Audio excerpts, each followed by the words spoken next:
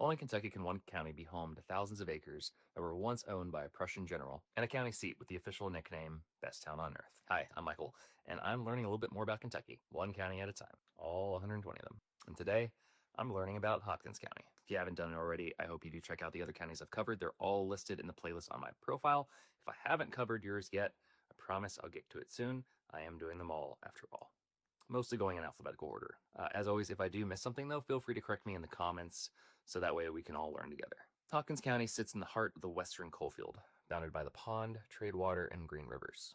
It was carved out of Henderson County on December 9th, 1806, and named for General Samuel Hopkins, a Revolutionary War officer and Kentucky legislator. Now, this is a land defined by two things: what grows on the surface, and then also what lies deep beneath it. The topography ranges from flatlands along the broad river valleys to hilly and rolling land in the southern and central parts of the county. The history here has some surprisingly international roots. One of the earliest land grants in the county belonged to Baron von Steuben, the Prussian officer famous for training Washington's Continental Army at Valley Forge. He was granted several thousand acres in the northwest part of the county near what is now Manitou. According to legend, the Baron was actually wounded in an Indian attack during his first visit to the area. As a result, he decided Kentucky may have been a bit too wild for his taste and quit claim the property. But the salt spring there is still known as Steuben's Lake. Roads in the county actually started as animal trails leading to these exact types of salt and mineral springs, connecting the early settlements with Henderson, Hopkinsville, and Russellville. By the mid-1800s, Hopkins County was a patchwork of small farming communities, but the discovery of coal changed everything. In 1837, a local blacksmith named James Woolfolk found a coal outcropping in his land. However, the industry did not truly explode until a railroad arrived. The town of Earlington is a perfect example of this boom. It was founded in 1870 by the St. Bernard Coal Company and named for John Bayliss Earl, the man who was supposedly the first to pick into the hillside to open the county's first commercial mine. Earl was a lawyer who became central to developing the coal industry in the region. Under the leadership of John B. Atkinson, Earlington became a model company town. Originally from New Jersey, Atkinson brought a focus on infrastructure and education that was rare for the time. He furnished grade schools and high schools at the company's expense, and even built an electric generating plant, making Earlington one of the first fully electrified towns in the region. In 1967, the Earlington Yellow Jackets made history by winning the state Sweet 16 basketball tournament. They remain one of the smallest schools ever to win the championship in the modern era, coached by the legendary Bob Fox. Further south, you'll find Nortonville, which was essentially built at the junction of two major railroads. It was named for Eric Stein Norton, an investment banker from Russellville who participated in the creation of the E-Town and Paducah Railroad. In its heyday, Nortonville was a vital shipping hub where a massive steam hoist worked around the clock to transfer freight between the east-west and north-south lines. After 1902, the town saw even more growth when the Nortonville Coal Company opened a major shaft mine and operated its own electric power plant. Today, the Nortonville City Hall occupies the well-maintained 1930s high school building that was built by the WPA.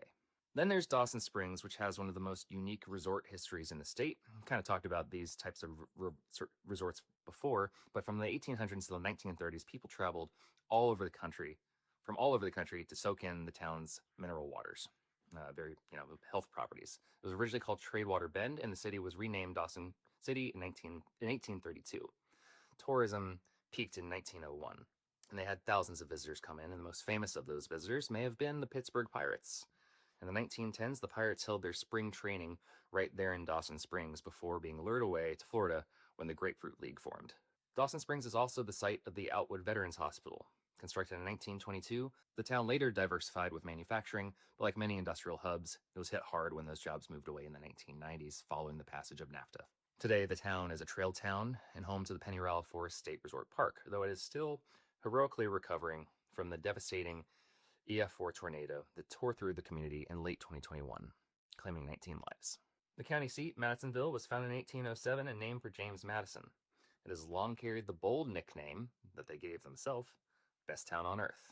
During the Civil War, the town was a flashpoint of divided loyalties. In December 1864, Confederate General High-End Lyon passed through and burned the court because it was being used to house Union soldiers. This was part of his famous courthouse burning raid through western Kentucky. He did this a lot. Madisonville eventually transitioned from a coal and tobacco market into a major manufacturing hub. Today, it's where you'll find massive operations for companies like GE Aviation and Carhartt, and many more. It's also home to Madisonville Community College, which consolidated with Madisonville Technical College in 2001. The college has been ranked among the top 10% of community colleges in the nation by the Aspen Institute, and the city itself maintains a sister city relationship with Dongjing, China. But some of the best stories are in the unincorporated spots. There's a place called Fiddlebow, named for the black oak tree that grew in the perfect shape of a violin bow. Then there's Charleston, which was named for Free Charles, a former slave who operated a popular tavern in the area in the 1800s. And we can't forget about Nebo, which was established by Alfred Towns in 1840 and named after the biblical mountain where Moses viewed the Promised Land. In the northeastern part of the county, the community of Ashbyburg on the Green River thrived as a busy steamboat landing. If you head to the southern part of the county, you might find the community of Sixth Vein. It's literally named after the coal seam that was being mined there in the 1930s and 40s. Another company town was Hecla, established in 1873 for the workers of the Hecla Coal and Mining Company.